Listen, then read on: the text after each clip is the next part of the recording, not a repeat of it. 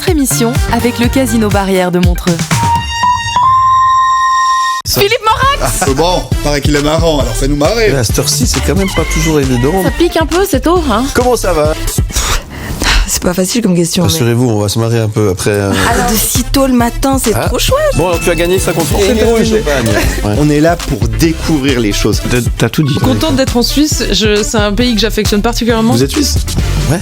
Et j'ai souvent des idées mauvaises. Bon, bah, t'auras pas ton scoop ce matin. Ça s'appelle le coup de marteau. Incroyable. C'est moi qui pose les questions. L'invité du matin.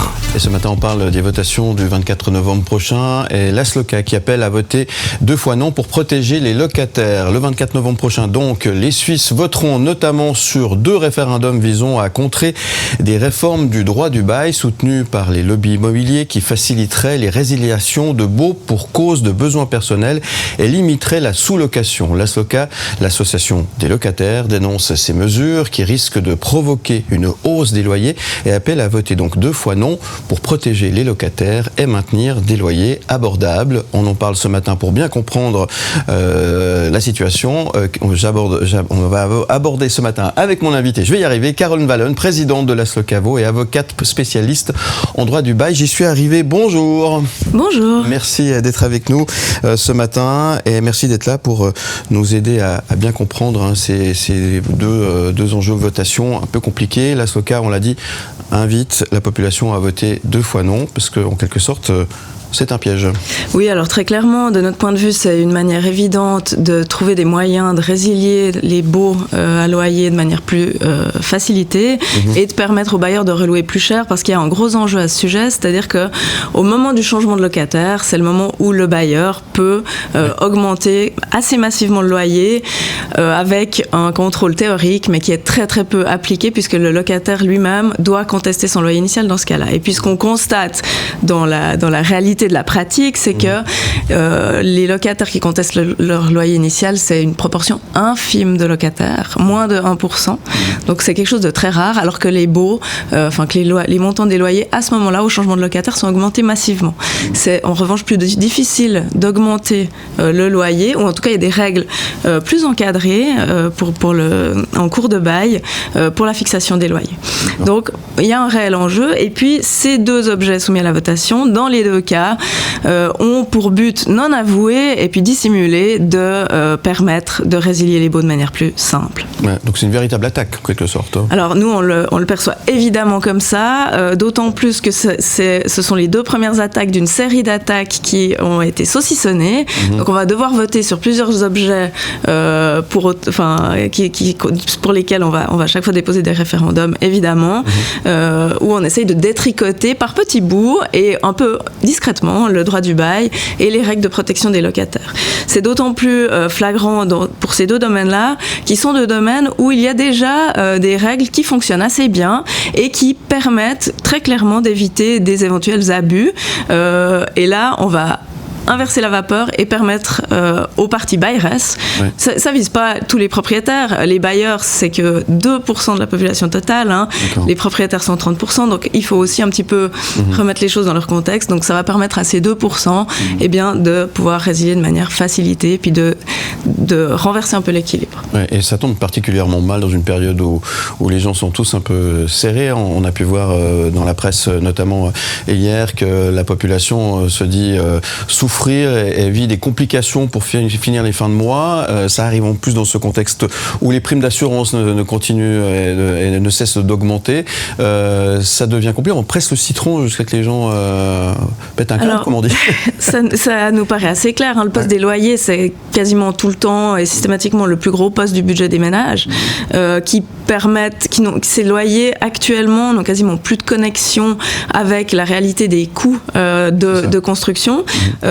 À la base, le droit du bail devrait permettre des loyers qui sont en lien avec le coût pour le propriétaire, l'investissement en quelque sorte, et puis de renter ces biens à des taux qu'on considère comme non abusifs.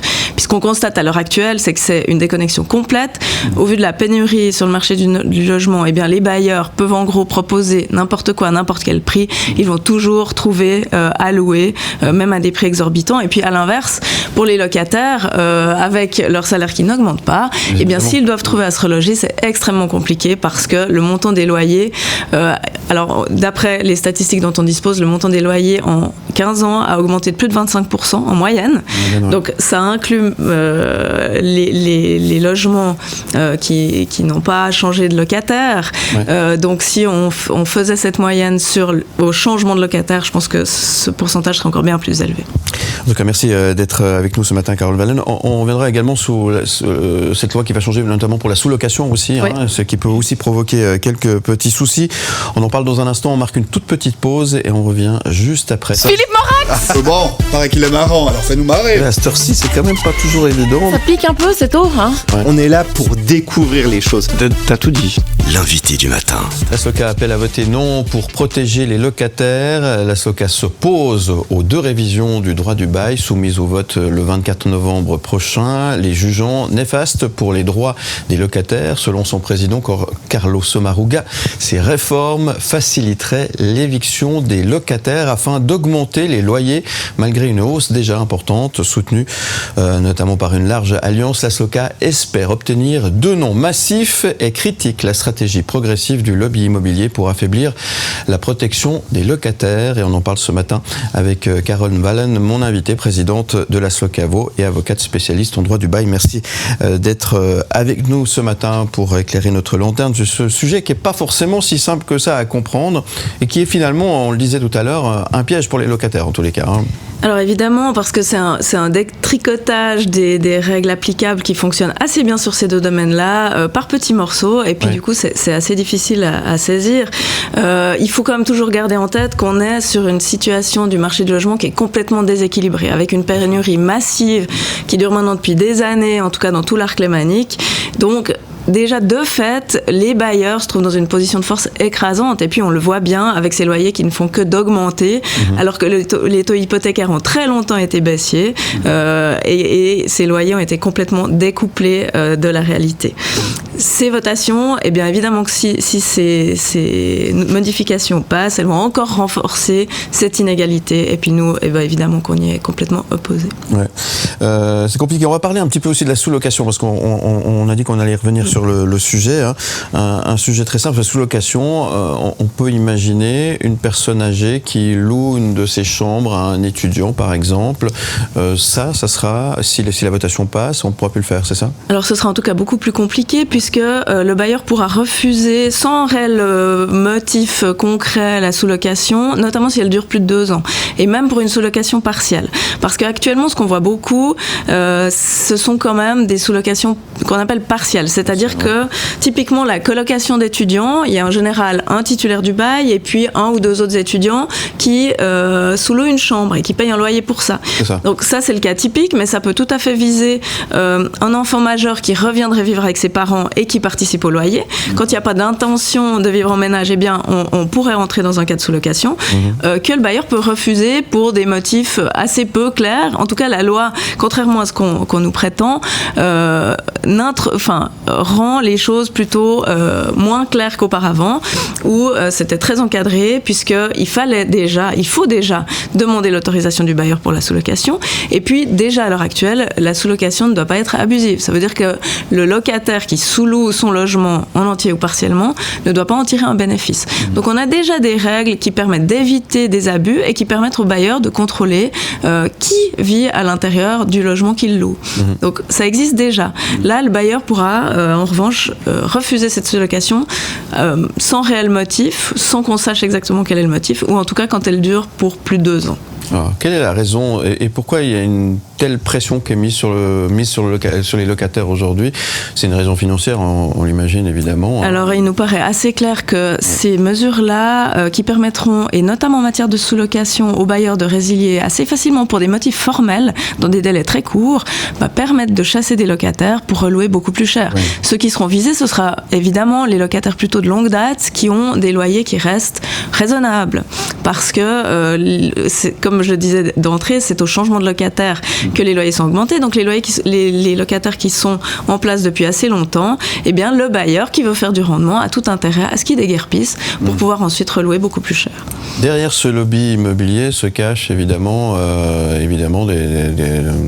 des gens de l'immobilier est-ce qu'ils ont un cœur, ces gens-là? Alors on peut se demander. Non, parce que c'est une période, comme on le disait, qui est très compliquée pour monsieur, madame, tout le monde. Aujourd'hui, c'est très dur. Sûr. On a, on a beaucoup de fonds de placement, d'institutionnels, d'assurances qui ont eu pendant des années, avec les taux d'intérêt très bas, beaucoup d'argent à investir. Donc qui ont fait énormément d'acquisitions, qui ont des politiques extrêmement dures, qui ne visent que le rendement et qui n'ont pas d'autre intérêt que ça. Puis ça, il faut quand même l'avoir en tête. Et toutes ces réformes-là sont emmenées par ces lobbies immobiliers qui représentent en fait une toute petite partie de la population. Et puis, c'est pour ça aussi que j'insiste, on n'oppose pas locataires et propriétaires, on oppose en l'occurrence locataires et bailleurs. Les bailleurs, c'est même pas 2% de la population. Les propriétaires, il y en a qui louent leur logement, il y en a qui ne le louent pas aussi. Enfin, nous, on aimerait bien que tout le monde puisse être propriétaire en Suisse, mais c'est pas le cas en l'état. Et puis, il faut quand même bien distinguer ces deux choses. Donc, c'est vraiment un lobby qui dispose d'énormes moyens financiers et qui veut uniquement faire plus d'argent. Ça, soyons réalistes. Évidemment. En Suisse, on a plus de locataires que de propriétaires. C'est plutôt bon signe pour la votation. Qu'est-ce que disent les sondages aujourd'hui? Alors, on espère que les noms, que le non l'emporte relativement largement, mais c'est toujours assez difficile parce que, notamment dans la communication, justement des milieux immobiliers, on nous dit non mais ces votations c'est pas grave, ça fait que transcrire la jurisprudence en quelque sorte, alors que c'est parfaitement faux. Ça durcit assez nettement les règles pour les locataires, ça va rendre leur situation plus compliquée. Mais de nouveau, comme c'est du détricotage par petits morceaux, eh bien c'est assez difficile de saisir réellement les enjeux. Alors, on a ces deux votations-là, il y en a d'autres qui vont venir par la suite, et puis au final, les locataires vont se retrouver dans une position beaucoup plus difficile qu'auparavant, alors que, de par cette pénurie de logements persistante, ils sont déjà dans une situation difficile, et puis ça représente quand même, effectivement, 70% de la population, donc on espère clairement être suivi là-dessus, sachant aussi que les petits propriétaires qui voudraient récupérer leur logement, à l'heure actuelle, et contrairement à ce qu'on essaie de nous faire croire aussi, et ça je le vois tous les jours dans mon activité d'avocate, eh bien s'ils ont réellement un besoin propre de leur logement pour eux-mêmes, ils peuvent parfaitement déjà résilier le bail, mais sauf qu'ils doivent établir la réalité de ce besoin. Et puis ça se justifie de procéder comme ça. La situation actuelle permet déjà au propriétaire de récupérer son logement dans un délai raisonnable. Si la loi passe, par exemple, il n'y aura pas ou très peu de prolongation de bail pour les locataires. Donc ça veut dire que potentiellement, dans les 3 mois, il doit déguerpir parce que le propriétaire a décidé d'occuper le logement. Et puis, ce qu'on voit aussi concrètement dans la pratique, c'est qu'en réalité, ces questions de besoins propres, c'est très très souvent utilisé comme prétexte. Parce que, et justement, ça vise des baux anciens, parce que ça permet d'avoir un motif assez flou, dont on ne sait pas trop s'il est réel ou pas, pour résilier le bail. Ouais. Et après, il faudra peut-être pouvoir reloger ces autres personnes, ce qui est aussi pas forcément, mais ça c'est un autre dossier évidemment. Donc vous invitez à voter 2 fois non. Est-ce qu'il y a un des deux objets qui est plus dangereux que l'autre? Vous voyez ce que je veux dire? Est-ce que idéalement ça serait que les deux non passent? Alors évidemment que les deux non passent. Je pense que c'est important en fait que les deux non passent aussi pour donner un message clair, parce que maintenant ça suffit. Je veux dire, les locataires sont sous pression depuis des années, payent des loyers exorbitant, il faut que ça cesse. Et puis, il faut retrouver une forme d'équilibre dans ces relations entre les parties. Équilibre qui est objectivement inexistant maintenant, ce qui oblige aussi un petit peu la SLOCA à adopter des positions assez fermes, parce que les locataires sont sous pression depuis de trop nombreuses années maintenant. Donc, pour nous, l'enjeu, il est important pour les deux objets, parce que dans les deux cas, ça vise à faciliter la résiliation. Le besoin propre, c'est plus évident, mais la sous-location, c'est question de poser des règles formelles compliquées qui permettront de résilier si elles ne sont pas respectées. Ça va toucher énormément de personnes. On a vu avant les colocations, peut-être les personnes âgées, des gens qui vivent avec des membres de leur famille, mais ça vise aussi les PME en réalité, si on y pense. Parce que souvent, par exemple, des médecins, ils ont un bail à leur nom, et puis une ou deux salles du cabinet sont occupées par d'autres médecins. C'est aussi une sous-location. Le bailleur pourrait s'opposer à ça et résilier le bail. Donc, toute une série de cas de figure peuvent être visés par ces réformes-là. Puis il ne faut pas se faire d'illusions. Le but de ces réformes, c'est de pouvoir relouer plus cher. Donc quand les bailleurs qui veulent faire du rendement pourront résilier et trouveront un motif, surtout sur les baux assez anciens, eh bien ils vont résilier. Ça, je compris. Vous qui voyez aussi les deux parties, des fois les propriétaires, est-ce qu'il y a des propriétaires qui sont d'accord avec ce que vous dites, ou les propriétaires qui sont souvent des bailleurs aussi, disent que, au contraire, il faut voter oui? Alors, les propriétaires sont pas souvent des bailleurs en réalité. On a 30% de propriétaires en Suisse en nombre, et puis 2% de ces propriétaires sont des bailleurs. Donc, c'est une toute petite part en réalité. Les propriétaires, seront assez peu visés. Tous ceux qui ne louent pas leur appartement sont assez peu visés. Et puis même ceux qui louent leur appartement disposent déjà de règles qui leur permettent de le récupérer, qui permettent de les protéger quand ils ont un besoin propre qui est réel.